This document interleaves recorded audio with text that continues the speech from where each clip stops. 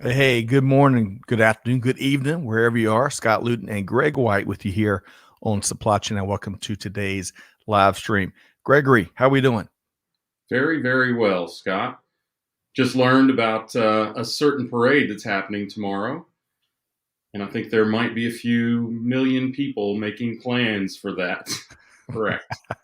Well, as we talked You're about correct. yesterday with the one and only Mike Griswold with Gartner, what a special experience, playoff journey, season, Yeah, and huge significance to the city of Atlanta. So it's really cool to see. One last question: are you going? I think so. Yeah. I mean, yeah, I think so. I just got the information on what the details are and the top secret code to get into the stadium, which I will share with you in a Okay. minute. Okay, awesome. I feel like part of the club now. Hey, but more importantly, today, Greg, beyond kind of reminiscing about Game 6 and the playoffs, we're going to be talking about modernizing e-commerce Yeah, fulfillment operations. How about that? We're going to be featuring one of our favorites, a repeat guest, old James Malley from Paccurate. Everybody loves James, new sitcom coming to NBC this fall, I think. And he's bringing a friend, Jerry Spence with Crate and Barrel, which we yes, enjoyed the pre-show. And Greg, according to Amanda and all of her research, Crate and Barrel is one of the world's most admired brands. How about that? I have no doubt. Um, I've done a little work in that industry in the past, the long distant past, but yeah, they're a highly respected company and really strong performers. Agreed. And they fill up our kitchen, which Amanda reminded me. So I think our team was excited for this conversation here today. Hey, really quick, because we want to get to James and Jerry very shortly. We're going to say hello to a few folks and we're going to do like the lightning round. Hello. Are you game, Greg? Go. Go. Okay. Crystal Davis is with us today. Crystal, we look forward to you being back with us on the show very soon. I've enjoyed your LinkedIn lives. Peter Bollet. Hey, Peter is a movie star now. He was on the Sourcing Hero podcast with our friend Oh, Kelly Barner, Greg. oh, that's right. I saw that. I haven't tuned into that one yet, but I saw that I, happen. I'm adding that to my weekend review list. So Peter Bollet all night and all day. That's awesome to see.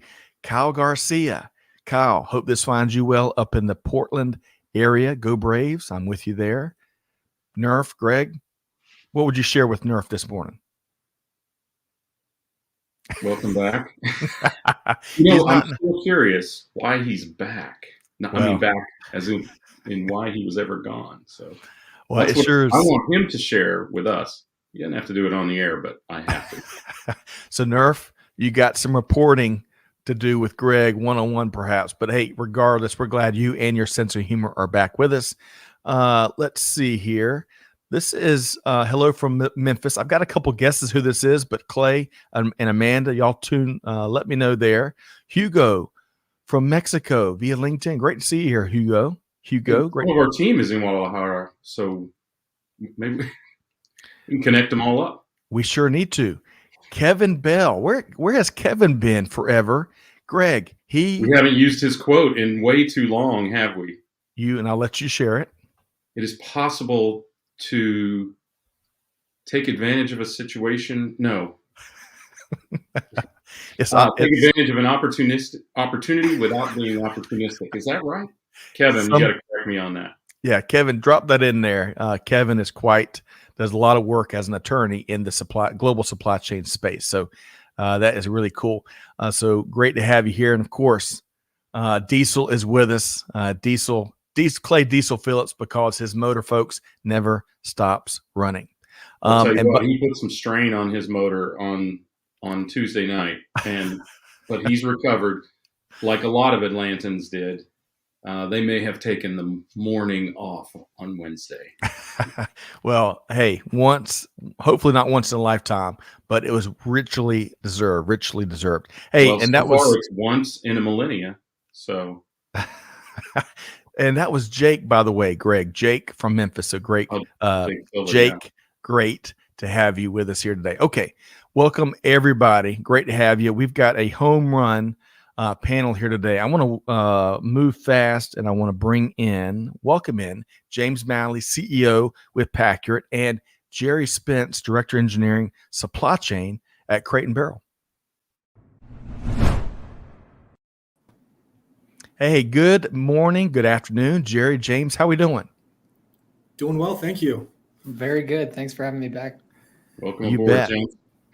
Well, we had a great time in the warm-up. In fact, we almost were late, Greg, because we were enjoying James and Jerry's company so much, huh? Well, we may have been doing a little shopping at Crate & Barrel too, but yeah, all of that, all at once.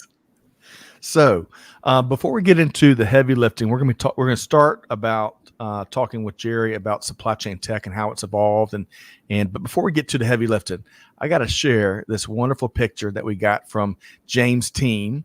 And this is James and his family at Halloween, ketchup, mustard, and that's the cutest little bottle of relish you've ever seen. Sweet relish too, as it should be. Oh man, we got to save that for a whole different discussion.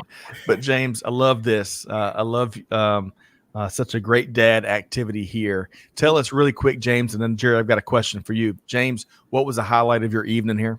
Well, so I live in Brooklyn, so we were kind of walking around amongst like really hip people, and we were not winning any maybe coolest looking costume awards, but our son didn't care. He was just once he figured out that he could raise a bucket and get candy in it, he was all about it.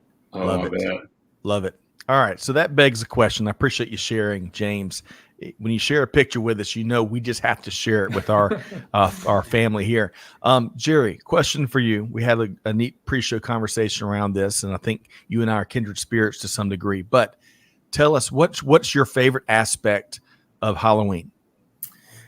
Kids' excitement, right? Like you said, we're kindred spirits. It's not one of my favorite, but seeing the joy on my 7 and 5-year-old running around, getting candy they want, and just playing with their friends, all dressed up. It's a joy to see kids smile in any circumstances, and see my 2 young ones with my travel with work, and we all travel a lot with work sometimes. So those moments are special. It's nice to be home for them. But yeah, just the excitement, and then obviously getting back to the house, and we all did this when we were kids, right? The negotiation of what can you eat tonight? The negotiation, what you can eat, and then also trading with the siblings, right? I'll give you 2 packs of Skittles for your Kit Kat.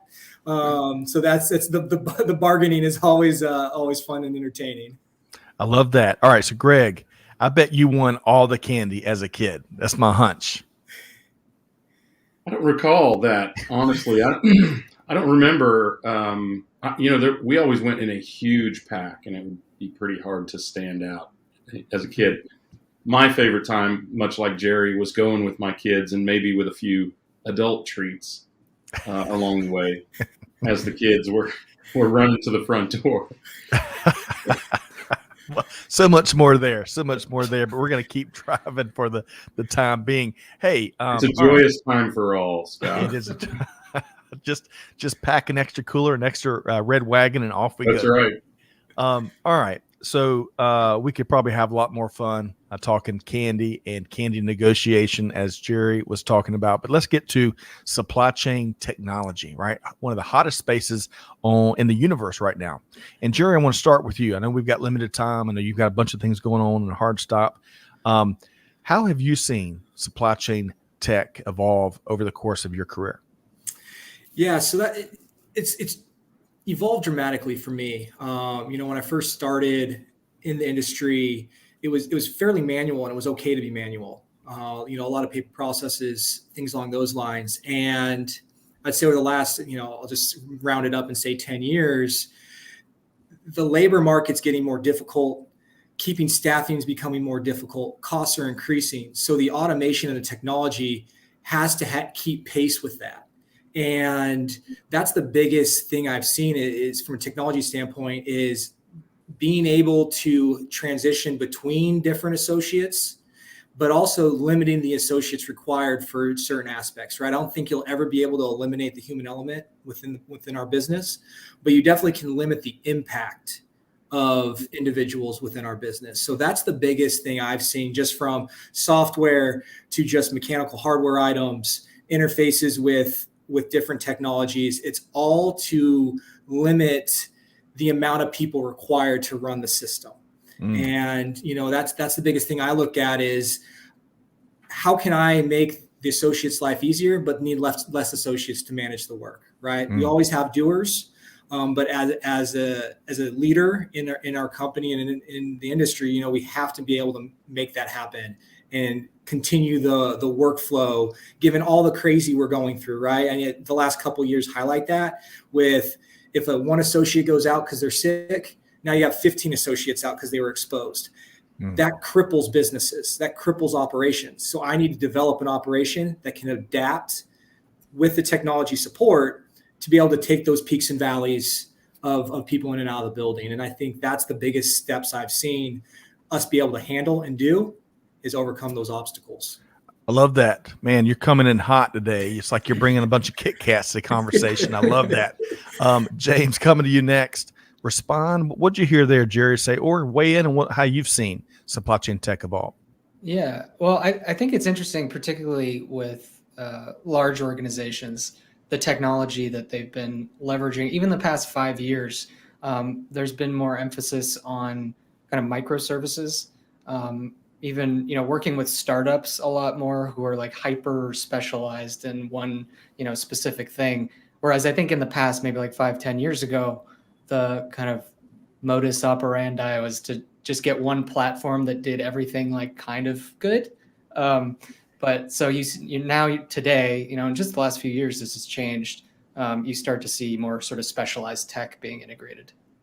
Very nicely put. And Greg, your thoughts? Well, one of the things, aside from tech specifically, is the shift in technology from being completely cost minimization based to handling other optimizations, things like brand equity, sustainability, supplier compliance.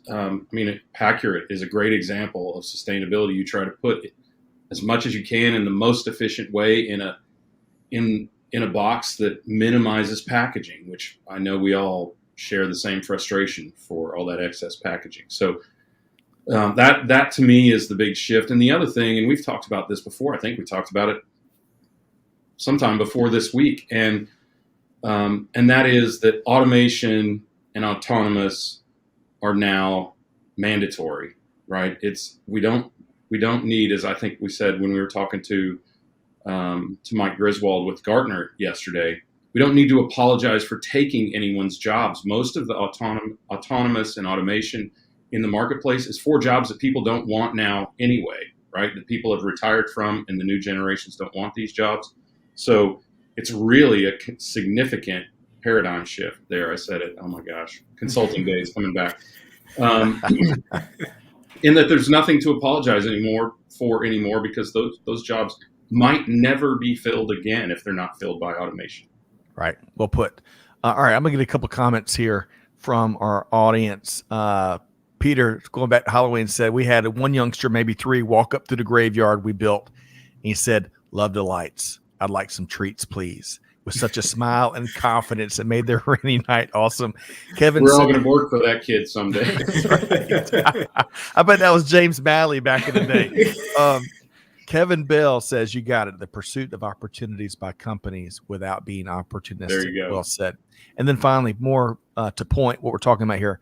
Peter says, "I started with an inventory card X system in the 70s, 2-card system, yellow for inventory levels, and a 2-sided green or red card. You could see through a hole in the top right corner for all good if green, or red if on order and out of stock. We would pull the red-green card and add our recommendation to buy for procurement action." Now, Peter probably is on his phone as I'm trying to decipher exactly what he is sharing there, but it paints a picture, right? We've come a long way since these card punch systems, huh? Well, I think that, that speaks to the advancement in technology that Jerry and James are talking about. Is the first technologies were essentially an automated card X. They didn't even really do any optimization or economic analysis. They just represented that on a computer screen. Right. Actually, it was all in one color then. Green. Hole or no hole? Green screen. Really quick. Where's the hole, right? It was buy now or don't buy now kind of thing. But technology's come a long way so that it can say you can wait 2 more days to optimize your economics and minimize your risk of out of stock by preempting stockouts as these days, and a whole lot more. So, I think that goes to how the manual processes that Jerry was talking about evolved into rudimentary and then ultimately very, very advanced technology.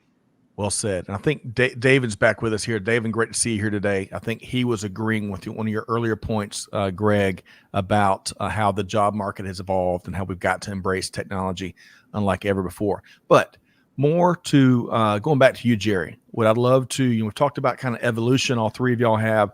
I want to talk about current opportunities, because there's always opportunities. There's never a finish line in innovation and real continuous improvement.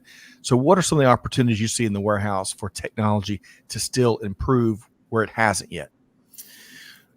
I would say interfacing with the actual people using it. So right now we're actually opening a new building out here in Illinois, and the change management aspect, because of the learning curve sometimes associated with that. So really getting an interface with the user that's easy to understand, easy to navigate. You don't need a PhD to do it, right? I consider myself a decently intelligent human being, and just trying to get through screens, I struggle sometimes. It's really making the software or the technology for the people using it, right? And I think sometimes it's forgot. They over-engineer things. They make it so fancy and beautiful, it's not really actually usable. So really getting that piece of equipment, that technology, the software, down to what you actually need to be successful at what you're trying to use it for. We run into that a lot of issues. It's like, that's great, you can do that, but I don't need all that. I just need A and B and not C through Z. Well said. James? Yeah, I think that's sort of representative of the state of a lot of emerging technologies, because a lot of it's super exciting, but doesn't have the same kind of sophistication that maybe a B2C product might, where they're pouring a lot of resources into making sure, they're doing a ton of testing on the people. I think, not just supply chain, B2B products in general, will have to start paying attention to the humans in the equation if they want to succeed. So Greg, coming to you next. It's not just exciting, as James says, it's super exciting. Right. So Greg, what's your take here? I think that's, the user experience is absolutely critical. One of the things that I think companies should target more is enterprise class capability, but with app simplicity, right? When I think of some of the early innovators in terms of user experience, I think about, and for those of us who struggled in accounting class, I think about QuickBooks, where if you wanted to pay a bill, it looked like you were writing a check, right? If you wanted to create a PO, it looked like a PO that you would just have written down before.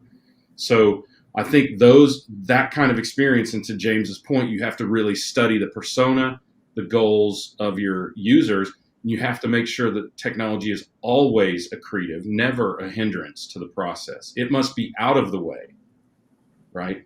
Not in the way. And I think that's a little bit of what Jerry was speaking to, and it is too often the case. Too many options are no option at all. And in fact, it has kept some of the best technologies in the history of supply chain from being used at all.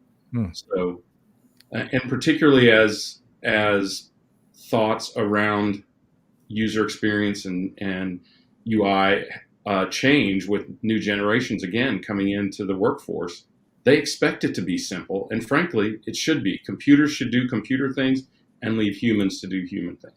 I like that. T-shirtism. That's the third one here today. I got to bring in Crystal's comments here. She says, Jerry is spot on. It's important to present the data information to the user that helps them to manage at a glance and to make effective real-time decisions. Crystal, awesome. Love that. Okay. I want to circle back. Jerry, before we move into the technology integrations in the warehouse and some of the cool things you are doing with Paccurate, anything else to add in terms of the opportunities that exist here today? I'll give you the final word here. Opportunities that exist today. I just think is we continue to build DCs and create relationships and all those things. It's going back to just, it's about the people doing the work. It's about our customers. It's about people doing the work, and finding partners that we can work with well. James when we got introduced to him, his company's phenomenal. They helped out a lot, and I'll get into why we went with them in a little bit. But opportunities is just continue to push forward, right? There's no status quo right now. The sky's the limit, right? I think the last year and a half has put such a highlight on how important supply chain is, how important that truck driver is, that some of these jobs are forgotten about. People don't realize what it takes from that click of the mouse to something get in my doorstep. And people are starting to see all that and see the nuances, the intricacies, how difficult our jobs actually are. People my wife, for example, she's a school teacher. And what do you do? Don't you just pick something, put it in a box and slap a label on it? And it's not that simple, right? There's so much more that goes into those things. I'm excited for how the industry is under the microscope right now, because so many people are excelling. There's so many companies out there. And I feel supply chain is just going to continue to grow. It's going to continue to evolve. And there's a lot of smart people in the industry. And I'm excited to see what the next 5 to 7 years look like with the technology, the interfaces, how buildings are designed, right? From designing buildings 5 years ago to how we design buildings now, night and day difference, right? Love it. And that's what I'm excited for, honestly, is just to see how we evolve and continue to service our customers the best to our ability and get our product across all brands, not just Crate and Barrel, but everyone, to our customers in that timely, safe manner. Jerry, you got us ready to run through the wall back behind me. I love what you bring to the table here. So in your limited time left with us here, I want to touch more on, as Evelyn says in the comments, there's always opportunities. In particular, as we've seen the last couple of years, there's new opportunities to partner and collaborate for real bottom line impact. So tell us, Jerry, we'll stick with you here. Tell us a little more about your partnership with James and Paccurate. Yeah. So open up the new facility. One of our biggest things is obviously packaging. And Greg mentioned sustainability. It's a huge thing Crate and Barrel takes very, very seriously. And we have a ton of initiatives to improve that across multiple different aspects, right? So one that we wanted to attack that we had the opportunity was with our packaging and our outbound shipments through e-com. And, we had some glowing recommendations for Paccurate. So we met, we talked through, and really what we were trying to do at Crate is exactly what Greg described. I want to put as much as I can in the smallest box possible and ship it safely and effectively. And, we had our own internal logic that we used that was developed, but really it was a home run across the board. Crate saves money. We use less dunnage. We use smaller boxes, and we were sustainable with that. So, it was a really slam dunk. The software fit really well within our system. One of the features they also did was an awesome analysis for us on what boxes do we need. We carried too many. And so they were able to say, hey, Jerry, based on your order profiles, this and that, we were able to remove boxes from our inventory, which is also a great thing. We're using less dunnage, ordering less, all those things. So for us, it was for the customer, it was for sustainability. And then, I'll say the last added benefit was we saved a little money. I bet a lot of folks and a lot of businesses out there could relate to that prior to that partnership, some of the challenges you shared there. Hey, let's talk about James as if he's not here, Greg. Yeah. Because a lot of what Jerry just shared there is what we've heard in previous conversations with James. So Greg, what'd you hear there from what Jerry shared? Well, I think the most encouraging thing I've heard, and I continue to hear this as I do research and talk to companies in the marketplace, is cost saving was the last, not the first consideration of what Jerry and Crate and Barrel were trying to accomplish, right? And I think that is a critical shift in supply chain in general, because this has largely been a cost saving exercise, frankly, at the expense of everything else, including resilience and agility, which we're now talking a lot about in the supply chain.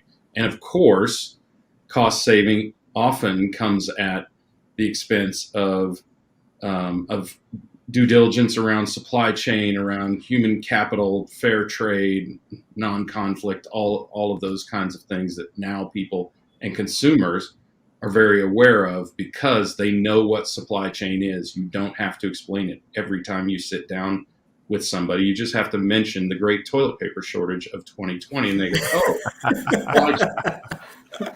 So I think that is as encouraging as anything, is that not only our sustainability and consideration for the humans who are in the process, and are the consumers who are humans who in the process as well, but that cost saving is now recognized as just one of the risks, not the primary goal of supply chain. That's such a great call out, Greg. Great call out. And unfortunately, our time with Jerry is just about to come to an end. James, I want to get you to weigh in on y'all's partnership and maybe. And Jerry, we'd like to hear what you think about Jerry.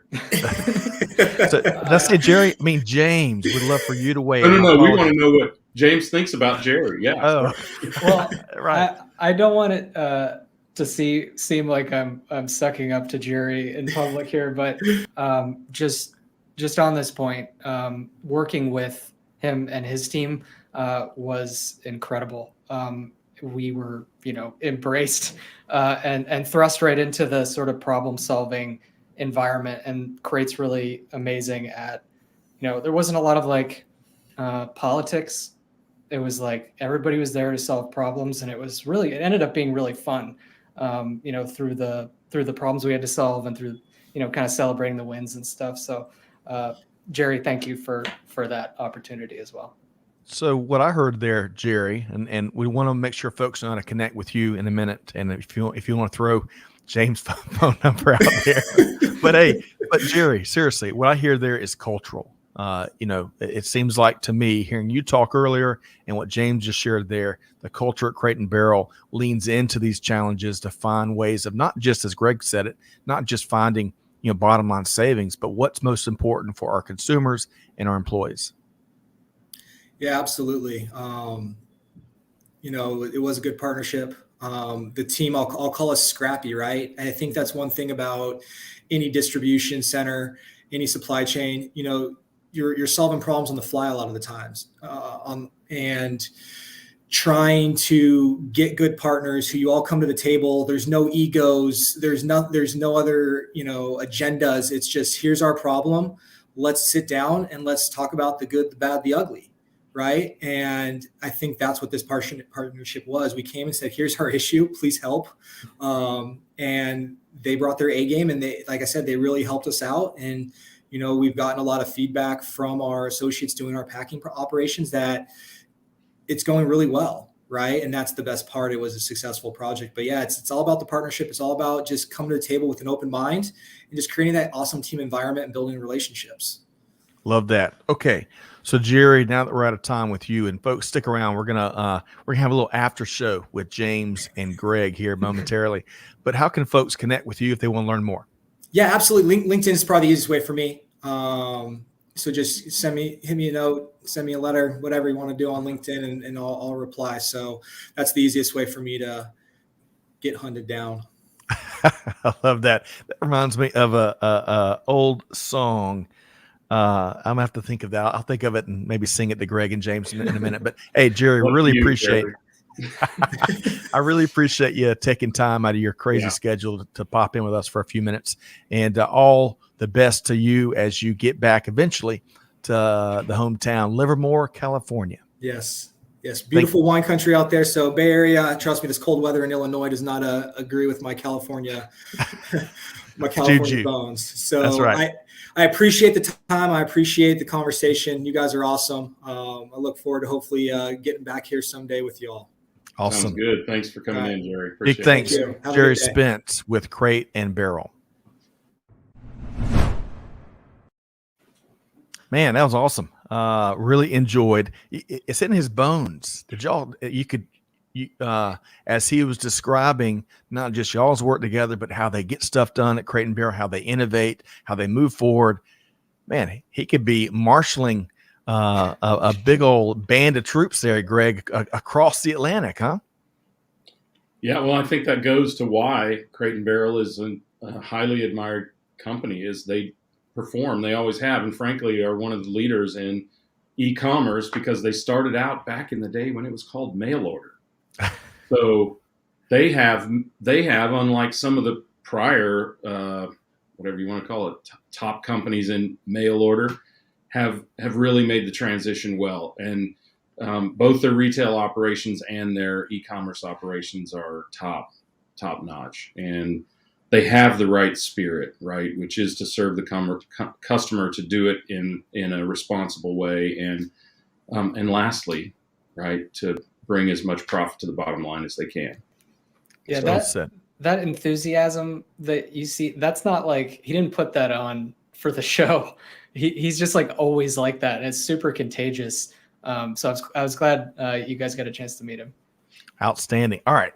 So we're going to move on to the second half of our live stream here today. We got another half hour with James Malley. Yes, everybody loves James. James, I'm going to ask you a heavy-hitting question for starters, all right? This is going to be a heavy-hitting question before we get to the rest of your market expertise.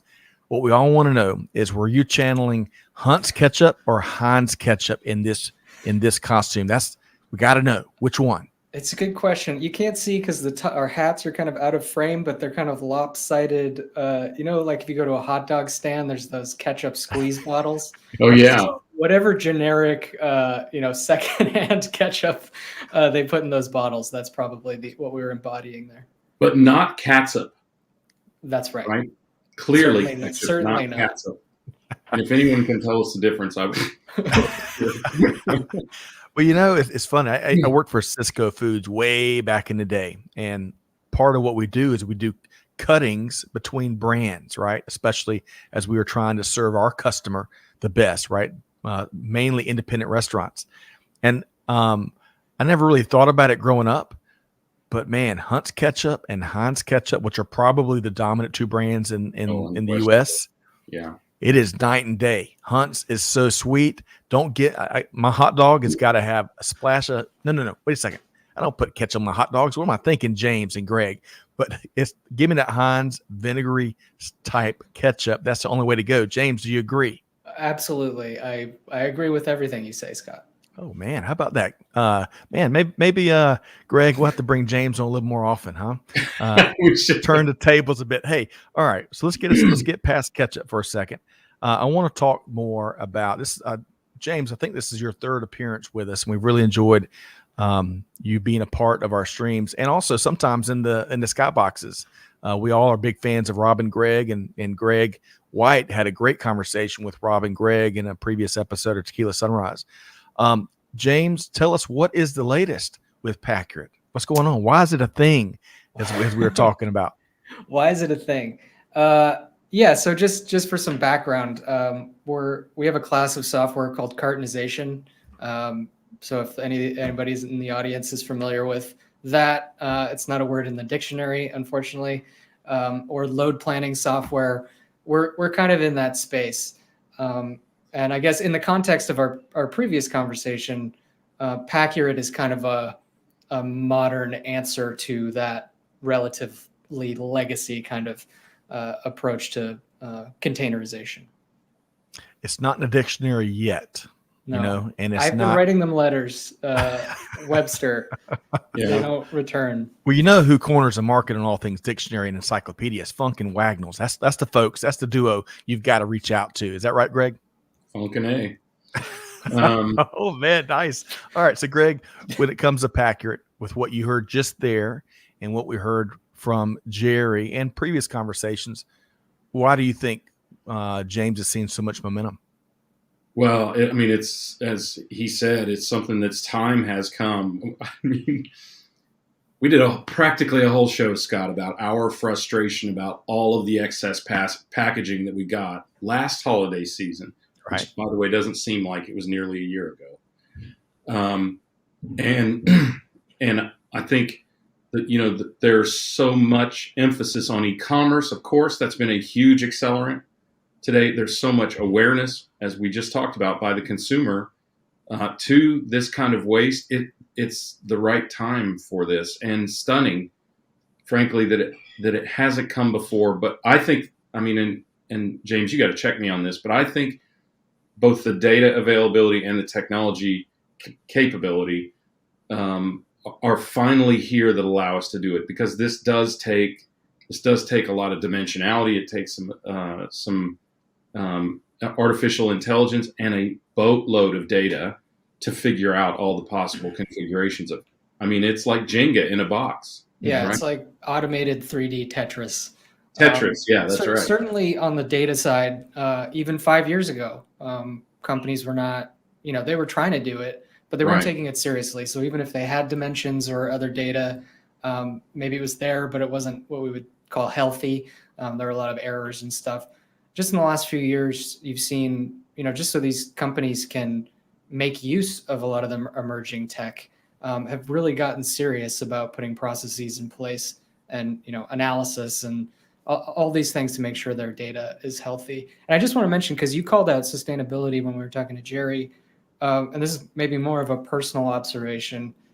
I may be a little bit cynical as a baseline. And when we first started, we were getting advice like, lead with cost savings. That's all anybody cares about. Sustainability, that's like nice for PR, but they don't care. They don't actually care. And I'm pleased to say that that's so not true at all.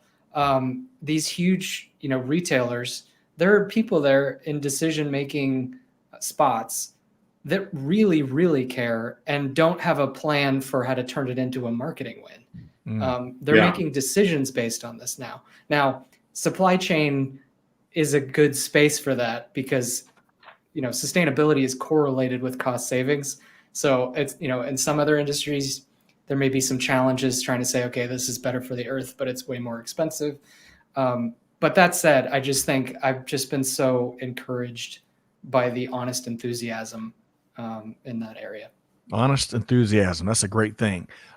It's like you read my mind, James. I was going to ask you what, if that, and if not sustainability, what was the primary driver of people using this? I mean, clearly there is cost savings in it, right? And clearly sustainability. So I was curious if that really took the fore outside of Crate and Barrel. So that's really fantastic to hear. Well, I think it's it's the new generation of leaders in those positions. Public companies, if they're people that want to do sustainability initiatives, they're getting support from the C-level because the shareholders care now. It's now a totally mainstream position. So the shareholders are putting a pressure on these companies as well. So I think it's all kind of converging, and it'll end up being the industry standard to do these things in a greener way. I think more and more companies are starting to recognize that brand equity comes from things like doing good as well as doing well. Right. And they recognize the longer term impact on profitability of the fact that you cut out a huge percentage of the marketplace from buying from you if you're not a socially, environmentally responsible company. So that recognition has come is good. And you know me, James, I am a little cynical. I always follow the money, and but I've always encouraged consumers to vote with their wallets. Vote your principles with your wallet, and that will drive the companies to do the things that you want them to do. Right. So on that note, I want to go back to something you said a minute ago, James. But first, David says, everything, James, in terms of agreeing with Scott on everything, that could be a very dangerous statement. I agree, David. Not as dangerous as agreeing with me on everything. That's probably really true. Which we already know James doesn't, so that's good. So, James, you've been in this space for around 20 years, I think. That's what we've said earlier in logistics, in supply chain, almost 20 years, I think. You were just talking a second ago about the advice you'd gotten when you were founding the organization and how that ended up not being what you've seen out in the marketplace. When did give us a timeline? When did you found Packard, and how long ago was that? Well, 20 years ago, I was 16. Okay. I didn't know what supply chain was. What a visionary. I know. I was not the most popular high schooler. No. But look at us now. Look at us now, James. Right. Where's the song? How do you like me now? Yeah, how do you like me now? No, my business partner, Pat Powers, He's a brilliant engineer, and we started working in supply chain tech, I think way back in like 2012 or something, 2011. And managing implementations for shipping software providers, and we actually built a full-blown shipping system at one point. And I think it was the prototype for a product that's still out today. And we got kind of tired of that life, like running around putting out fires all the time. And we saw, people, shippers were asking for something to help them pack beyond just like putting a Post-it note on the warehouse wall saying, use this box for this. And we were lucky enough to have relationships with shippers because of our prior work, and spent the first couple of years refining the engine, which eventually turned into something that we would consider to be artificial intelligence. And I would say 2020, and when the pandemic came, is when it became a critical issue instead of just like a nice thing to have. Mm-hmm. And so we've really just been doing our best to keep up with, supporting big customers like Crate, as the costs increase and sustainability becomes more of a concern. Love that. Okay. And Santosh, you've got a great comment here. I'm gonna share this. This is something we talked about earlier on earlier shows, not necessarily with James, but others. Santosh via LinkedIn says, great talk. He'd love to understand how social sustainability of suppliers could be ensured so that no kids are involved in the manufacturing of the very toys meant for kids. That is a great point. And that's, fortunately, James and Greg talking about things that have come to the surface here in recent years. And we talked about it just yesterday, Greg, slavery in industry, even trafficking, that thankfully is finally getting some meaningful action to eradicate it. So a lot of things kind of coming to this intersection. All right. So James, along those lines, that's a good segue. So Santosh, thank you for making the segue for us, because we want to go broader, right? We've talked a lot about, packaging in particular, sustainability, how that, certainly how that plays a part. We've talked about the Paccurate story a bit, certainly the Crate and Barrel story. What else, when you survey, global business, certainly global supply chain, what else are you tracking right now, James? Well, I'm kind of a nerd, so I follow a ton of technology as it's developing, and things that run alongside us sometimes are robotics, augmented reality, and those are things that, while it's very exciting, they're still in their nascent stages. And this is kind of a throwback to the usability thing we were talking about. But like augmented reality, like in its current state, do I want a thing like hanging off my face telling me what to do? I just think they're representative of something really useful and really human centric that can be in the warehouse. Beyond that, I've been interested in where the investment money is going. Venture capital has been pretty generous this year. I think $45 billion have been put into logistics startups, compared to $34 billion last year. So if you want to kind of guess at the sort of collective investment thesis that these investors have and what they think the future of supply chain looks like, I think looking at where they're putting their money can tell a pretty interesting story. Greg? It's true. I mean, honestly, I was doing that research this morning and writing a paper to the limited partners of one of the VC firms that I'm working with. And we're seeing by the middle of this year, just in supply chain technology, identified largely as SaaS, software as a service type technology, over 50% more invested by the middle of this year than the highest prior year of investment ever in supply chain, and at valuations that in some cases are 100% higher than they were in the first quarter of this year. So, the value among the marketplace is recognized in supply chain tech, and investors are plugging their dollars into that to capitalize on opportunities without being opportunistic.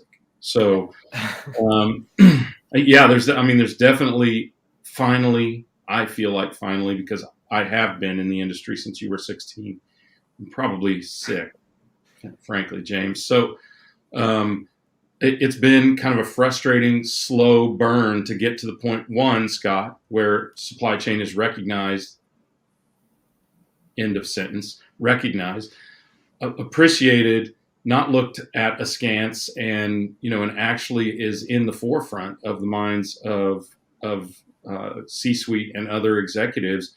And finally, they are making the commitment to technology that can change their business for the better and change the world likewise for better. Yep. Supply chain can save the world. Whoever said that, of course, is not wrong. Right. Lots of folks, right? Lots of folks. I think that's where we are. And and really out of necessity, right? Based on what supply chain does every single day.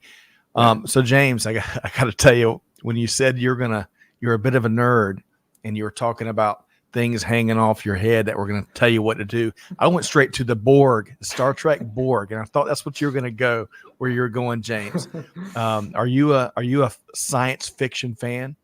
I've never admitted it publicly, but yes, I am. What's your move? It is a big move. Thank you. That's the transparency you get with James Malley.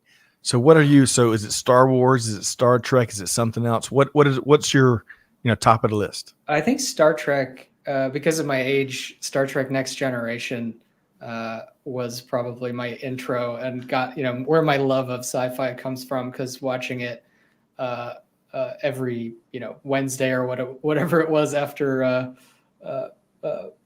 Full House, or I don't know. Jason Bateman, right? Is that full? Oh no, that's not Full House. That was that's the twins, right? Yeah, the Olsen twins. Yeah, Olsen twins, right? But anyway, that's a whole other live stream, I think, if you want to get into that. Love that. Well, hey, the technology, who knows? We've already seen personal communicators come to fruition, right? We're working on teleportation. Man, we figure out teleportation. That would be huge for the supply chain, obviously. Wouldn't it? Right? Wouldn't it? I'm thinking of the Port of Long Beach right this moment. With teleportation, instantaneously solve that problem. It would not be good. You don't even for need my containers then. Health, though. It would not good for James' health. It would not be good for my waist size, I guess. All right. So I want to pose this question we get from Santosh here, kind of on a different topic, kind of with an eye on the crystal ball, and certainly the short-term future, but I would argue going into 2020. So Santosh, and appreciate you being engaged with us and being in the skyboxes. He says, should retailers exercise hedging in anticipation of supply chain crunches ahead of any festive season? And Greg, I want to come to you first, Sure. And then I'll circle to James.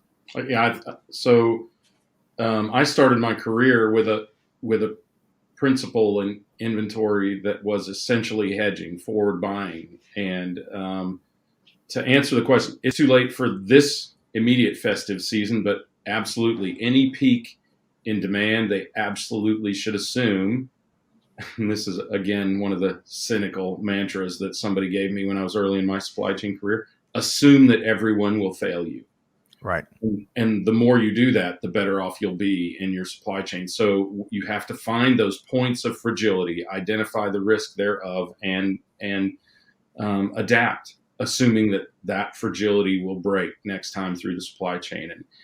And there are statistical means of doing that, of course, but yeah, I think you have to anticipate much, much earlier. The truth is, in a lot of cases in retail, the goods for the U.S. Christmas holidays land in June, and that they didn't in some cases this year has put us way behind the curve. And in some cases, those goods won't be available for the holidays. Right. Again, we've already talked about that. So yes, they definitely need to plan ahead. They should do so economically as well, because I don't agree with the Federal Reserve. Here we go, James. This will be something we can talk about. I don't agree with the Federal Reserve that inflation is transitory, unless by transitory they mean for the next 2 to 5 years. So I don't want to fight with you, Greg. All right. But I mean, you have to hedge against inventory cost and risk of fragility right now, unquestionably. I just bought what otherwise would be 4 months of coffee, hoping to get past the issues currently occurring in that marketplace. And I can't remember what else I forward bought on something else. Soap, deodorant, underwear, perhaps, Greg? No, but it feels like I've been forward buying on toilet paper since March 13th of 2020. Well, hey, really quick, on a more serious note, Santosh mentions the festive season. I was so happy Diwali to everyone out there that celebrates. I was reading a little bit about the history. It's an intriguing history, Diwali. But one of the cool themes, one of the common themes, one of the many common themes that make up the holiday is celebrating the triumph of good over evil. And gosh, if that's something we all can't get around and celebrate our own Diwali, I don't know what we can. So happy Diwali to everyone that celebrates this special time of year. All right, really quick. I'm coming to you, James, but I got to reference a couple of these. T Squared says the next generation forever, and it was on Monday. So T Squared, thanks for bringing in a little Star Trek into the conversation. I think also a fellow founder, T Squared. We need to try. So maybe you guys ought to connect up. Yeah, we got to get y'all hooked up, James. And Lee Klaskow, one of the best in-demand transportation and logistics and beyond analyst. He of Bloomberg Intelligence and one heck of a live stream guest. Lee says 3D printing is today's teleportation. Okay. He ain't wrong. James, so going back to the question Santosh initially had about hedging in anticipation of supply chain crunches ahead of any festive season, any thoughts on your end there, James? I'm going to defer to Greg's answer and completely dodge the question. And maybe you should run for office, James. Yeah, in a truly politician-like way. But just sort of tie it to our earlier conversation and say, I think the trajectory of supply chain technology can tell us that in the future, and it might be 10 years, it might be 20 years, but all of the funding that's going out there, all of the innovative routing technology, analysis technology, we're all headed to a place where the entire supply chain is linked and visible to everybody. And that's going to sound a little next generation idealistic, I think, probably to some of your very smart audience members. But I think that resistance is futile. That's right. Futile, James. We are Borg. You will be integrated. But I think that, just think of a practical example. All these, trucks coming out of the port of LA, they're going all across the country, even to Florida. And in most cases, they're coming back empty. And so, it's clear I think of every problem through the lens of usable space because of what we do. But just think about, how our entire supply chain could change if you didn't need to worry about hedging because you've got products here, there, and you're doing last mile assembly, 3D printing. We're all headed to a place where a lot of these questions that we're struggling with today could be answered by, an amalgamation of this tech that we're seeing emerge right now. I like that, James. And Greg, speaking of songs, I heard James just reference, imagine all the good people. Dun, dun, dun. What song is that? Lennon, the Beatles. Imagine, right? There were two, right? Yeah. Oh, Imagine. You mean the song Imagine? Yes. I couldn't quite look. Coffee has kind of killed my throat this morning, and I'm a bad singer anyway. It sounded great. We're being transparent. Thank you, James. You're too kind, way too kind on the air here. But hey, container. That's right. Imagine a better day, day. Because that, look, kidding aside, and it'd be cheesy for a minute, reimagining what the art of the possible is a big part of real innovation, not innovation of the innovation centers that everybody plops out there. That's part of the marketing exercise, but making supply chain happen differently in a way that not only serves the consumer, as Greg and James and Jerry spoke to, but also serves the team members, the employees, also serves the planet. And that's the table stakes these days between those three and others voices. Okay, James, we've had a wide-ranging conversation here today. Wide-ranging, right? We rubbed elbows with one of the most admired brands, I think, on the face of the planet. We've talked about Star Trek. We've talked about ketchup. We've talked about packaging and doing packaging in a 2021 or maybe 2030 2030 version as opposed to 1982, Greg. We're going to pick on 1982. Thanks. We always pick on that year. I'm not sure why. But James, how can folks connect with James Malley and the Packard team? I'm often in the audience during Supply Chain Now streams, giving quips and heckling Greg. Otherwise, LinkedIn, I love chatting with anybody about supply chain stuff, particularly e-com fulfillment. So please reach out. Otherwise, Paccurate.io is our website. Wonderful. So we're keeping Greg. Greg, go ahead. Can I ask one final question before we Please. start to wrap here? Yeah. I'm curious, and James, this is totally out of the blue. Oh no. From an investor's mindset. So where are you in your, if we talk about stages, we did talk about where investors are investing, but where are you? Are you raising right now? If you did raise, would it be a seed or an A round or what? In terms of, we are raising right now. In terms of what to call it, it's a bit odd because typically a seed, you have an idea and then you take the money and you go see. We have customers, so we're calling it a seed though, because we think there's a lot more we can do in the future. That's cool. Undoubtedly, James. We've enjoyed your appearance today. We've enjoyed our previous chats together. Do anything really exciting this upcoming weekend? Is the weather starting to turn up in Brooklyn? It has. It's gotten a little chilly. So getting out the door takes an extra 10 minutes of wrapping the coats over the kid. But other than that, no, just hanging out. I just hang on to that sweet relish thing, and you plop that thing on and make it easy. It's almost like just scoop him up. It's very if cozy. you ever miss summer, just put on those costumes again and find someone with a hot dog costume. That's right. Or just stand next to a hot dog stand and give a very disapproving look whenever someone grabs a ketchup mustard.